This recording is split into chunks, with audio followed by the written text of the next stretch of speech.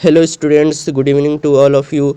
मैंने आप लोगों को बताया था जैसा कि पिछली क्लास में भी कि मैंने आप लोगों के लिए 30 डेज़ 30 मैराथन का प्लान किया है एकदम फ्री ऑफ कॉस्ट वीडियो। और 30 दिन तक मैं आपके लिए साइंस के PYQs भी बिल्कुल फ्री चलाऊंगा, और वो भी एकदम डिटेल एक्सप्लेनेशन के साथ और सब कुछ डायग्राम के साथ आपको सिखाया जाएगा। और आप किसी भी एग्ज़ाम की तैयारी कर रहे हैं जिसमें साइंस पूछा जाता है, आपके लिए बहुत इंपॉर्टेंट है ये वीडियो, क्योंकि ये पेड क्लास नहीं है, बिल्कुल फ्री है और यूट्यूब पर एकदम फ्री है, इसलिए आप पूरी तरीके से फ्री में पढ़ सकते हैं। चलिए तो आज का पहला क्वेश्चन देखते हैं।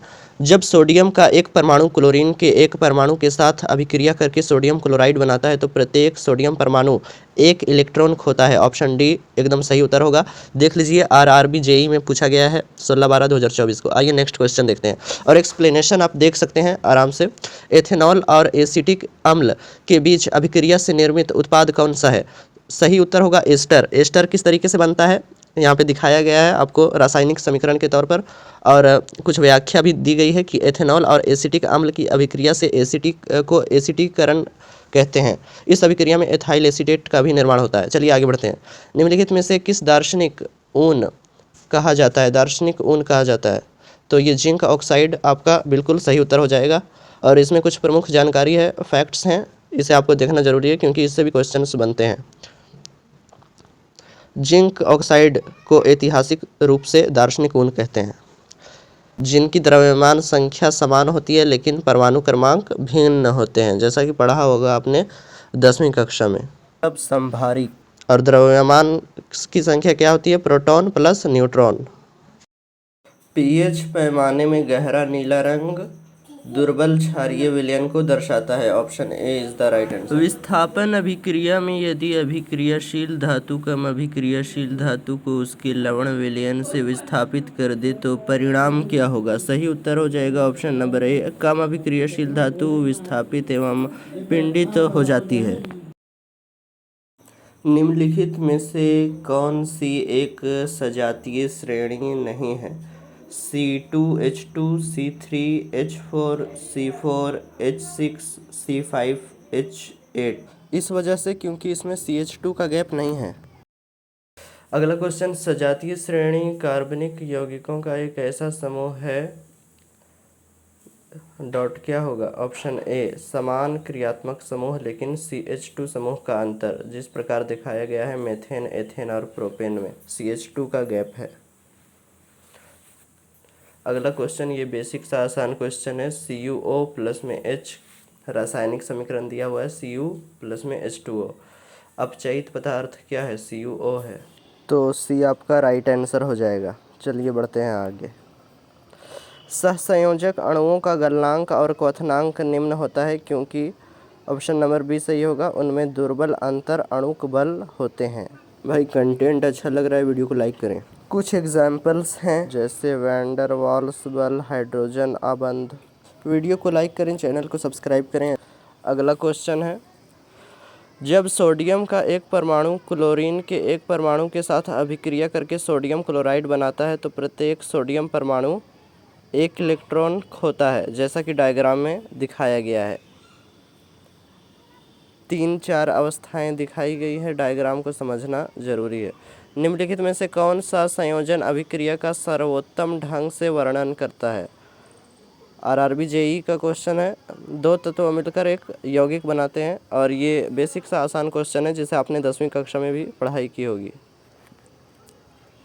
आगे बढ़ते हैं नेक्स्ट। द्विआबंध डबल बॉन्ड वाला एक असंतृप्त हाइड्रोकार्बन निम्नलिखित में से कौन सा है? C2H4 ethane. अगला क्वेश्चन है, वह एंजाइम जिससे दूध का दही में जमाव हो जाता है? Rennin. Option number A rennin.